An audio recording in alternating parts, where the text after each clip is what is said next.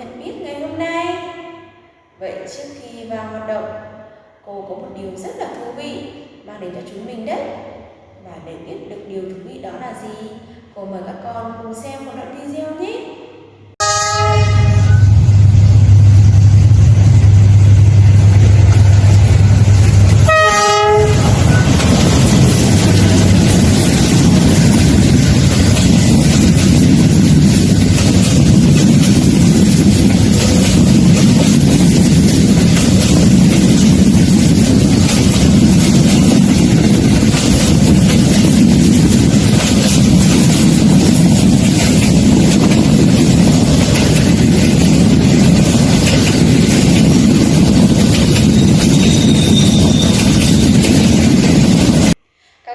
Vừa được xem video rồi, và đoạn video đó nói về phương tiện giao thông gì nào?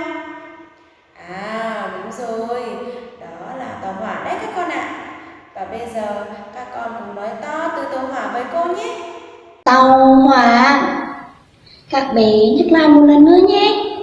Tàu hỏa. Vậy tàu hỏa có những bộ phận gì? Các con cùng hướng lên màn hình cùng với cô nhé. Các con cùng quan sát xem đây là bộ phận nào của tàu hỏa đây? Đây là đầu tàu hỏa đấy các con ạ. Các bé nhắc lại với cô nào. Đầu tàu. Đầu tàu. Ở đầu tàu còn có buồng lái để cho lái xe ngồi đấy các con ạ. Vậy ở phía sau đầu tàu có những cái gì đấy các con? Đây gọi là toa tàu hỏa đấy các con ạ. Các bé nhắc lại với cô nào. Toa tàu. Toa tàu. Các con cùng nhìn xem có rất nhiều toa tàu đúng không nào các con? Vậy muốn để cho tàu hỏa chạy được thì cần phải có gì? Các con cùng quan sát lên đây nhé. Đây là gì của tàu hỏa đây? Bánh xe. Các bé nhắc lại nào. Bánh xe.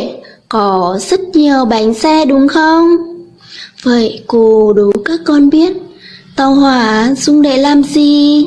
Tàu hỏa dùng để chở hàng hóa này và chở khách đấy các con ạ.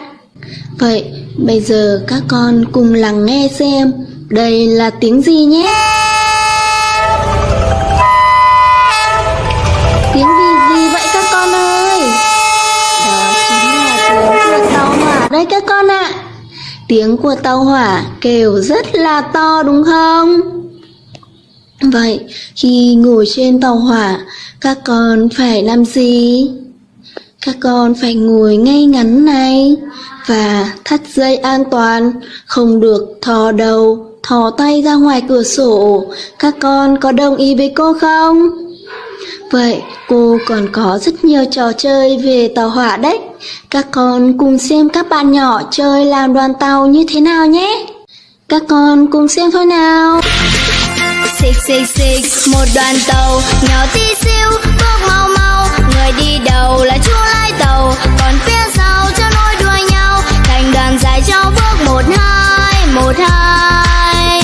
Xịch xịch xịch một đoàn tàu nhỏ tí xíu bước mau mau, người đi đầu là chú lái tàu, còn phía sau cho nối đuôi nhau thành đoàn dài cho bước một hai.